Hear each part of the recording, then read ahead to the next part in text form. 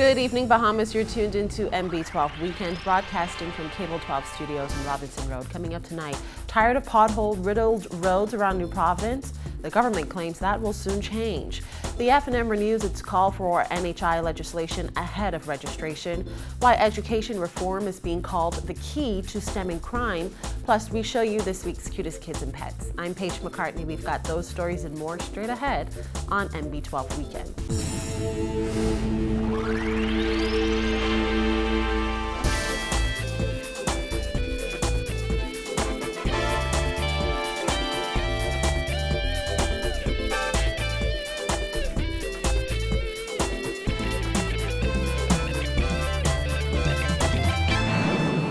Welcome once again to MB12. If you've traveled many of the roads in New Providence, you might be among the thousands of residents frustrated with pothole-strewn thoroughfares that continue to pop up over the years. While Deputy Prime Minister Philip Brave Davis says that will change before too long, as residents can expect major road improvements in 2016. Here's Simone Davis. If you're a driver in New Providence, then you've noticed the pothole-ridden roads that have either damaged your vehicles or just became a major pain over the past months and years. Well, Deputy Prime Minister and Minister of Works Philip Brave Davis says he plans on working much harder in 2016 to improve the road conditions in New Providence. The DPM said road conditions have always been a major concern and suggested that it's not easy to fix, as residents may think, because it took years to develop the problem and would take time to rectify it. It's a major concern to me as well. I think part of the problem is part of one of the predominant factor that contributed to the state of the road today is the massive program of the road improvement program that took place between 2007 and 2012. Efforts were made to get the major arteries completed by Jose Catalones, which left little attention to be paid to the what I call the arterial roads and the connecting roads. Davis said his department has been working diligently to restore damaged roads across the island, but they've encountered some challenges when it comes to getting the resources needed to do so. What I wish to say too is that we have 900 miles of roads to maintain on this New Providence, and the challenge has been resources, and at the same time having people vigilant enough to allow us to let us know where potholes are. The only time you hear about a pothole is when someone falls into it. But if they avoid the pothole and keep it, they don't report it. And so there's a hotline at the Ministry of Works that's been set up and has been there for quite a while. And according to Davis, his ministry has created a hotline for residents to contact the ministry with complaints so that they are aware of what areas need to be addressed. We have now set up a team. We have sectionalized the island to zones to be able to respond more effectively, right, and adequately to complaints of this nature. That hotline number is 302-9700. Reporting for NB12 Weekend, I'm Simone Davis. Well, Free National Movement Chairman Michael Pintard is hitting out at government for moving forward with registration for national health insurance without the necessary legislation in place, and with key details surrounding the plan still unclear. NHI registration starts on January 18th, and Pintard said although he's hoping government's national health insurance scheme will be a success, he has his doubts. Here's Dana Smith. With registration for NHI set to begin in a little more than a week and legislation to govern the process still awaiting tabling in Parliament, the F&M's chairman is calling on Prime Minister Perry Christie to roll up his sleeves and do the people's work, and said the public needs to stop giving him a free pass to talk nonsense. The Prime Minister continues to speak about big programs prior to putting the necessary steps in place.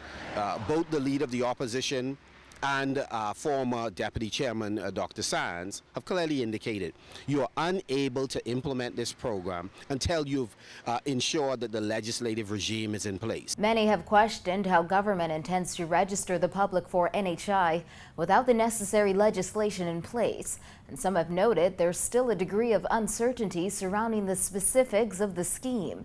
Deputy Chief Medical Officer Dr. DeLon Brennan told our news team on Monday that key details details such as compensation for doctors, how many primary care providers will be available under the scheme, and how beneficiaries will be able to receive service are still unclear.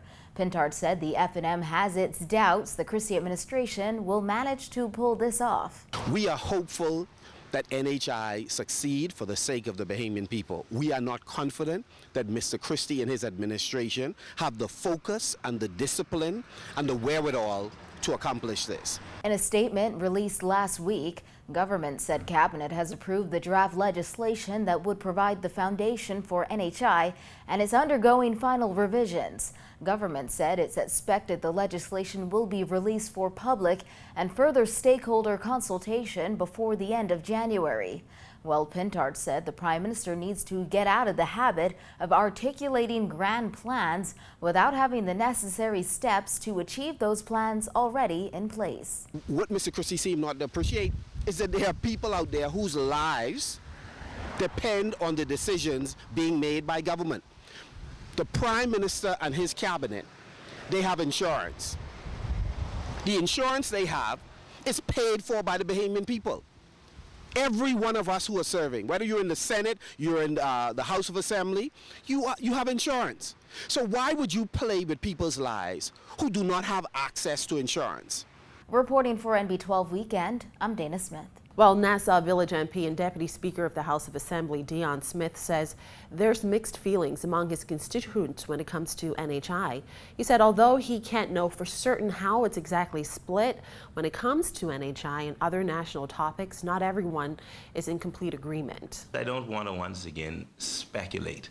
There's mixed feelings, but I can't say right now without doing a poll exactly what the majority of my constituents feel about NHI or any of the other issues. Smith pointed to the mixture of political affiliations inside Nassau Village as one reason. You always have to realize, though, that in a constituency, it's made up of persons that support your party, and it's also made up of persons who don't support your party.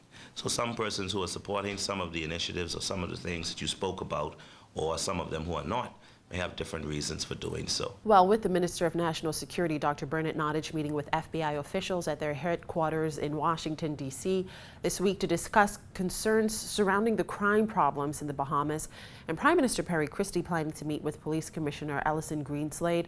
The new crime plan is said to be in the final stages of finalization, but many people are still concerned that they will miss the education aspect of the crime fight, which many believe is the most important component.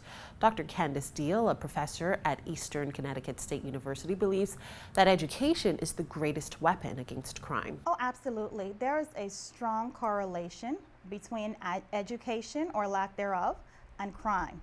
Research has been done and they have linked education to crime.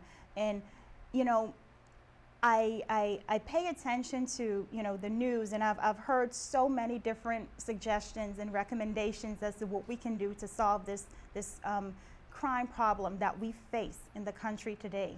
But there is one major investment that we need to look at, and that's education.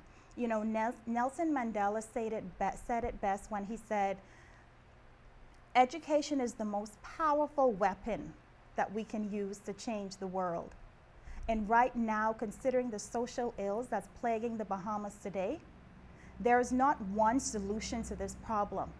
But I think we need to start, and a major investment that we need to make is that in education. Pointing out some of the issues that he thinks still need to work at the tertiary level, Leader of the Opposition, Dr. Hubert Minnis, says more investment has to be made into the education system. An issue that has to be dealt with. Students' graduation are delayed because a particular class was not offered. And classes are canceled because there may only be 2 or 3 students registered for it, and therefore they cancel the entire class, compromising somebody's career progression and education for an additional semester or 2. If you made a commitment to educate a student, whether there are 2 or 3 registered for that class, you have a commitment. And the class must carry on so that the individual can graduate in a timely fashion and carry on with their life. These are things that has to be done. And I'd spoken to the president, and he's looking at those, and he would make those necessary adjustments. We, as government and politicians, we must place more emphasis and more funding into our educational system. We must see to it that our students are well taken care of. After all, they are the future. We must see to it that they are well educated, because if they are not well educated, then how can we truly prepare Bahamians for ownership in this country? And this member of parliament says it's frightening how much effort needs to be placed into the education system. When the government comes to us and announces that they've as I said, purchased more cars or appointed more policemen, that's addressing the effect of the murder. You know, as I say, we need to deal with it before the young man is going to pull the trigger. And that's where our focus needs to be. The educational system has let us down. You know, when we're talking of more than half the students coming out of school without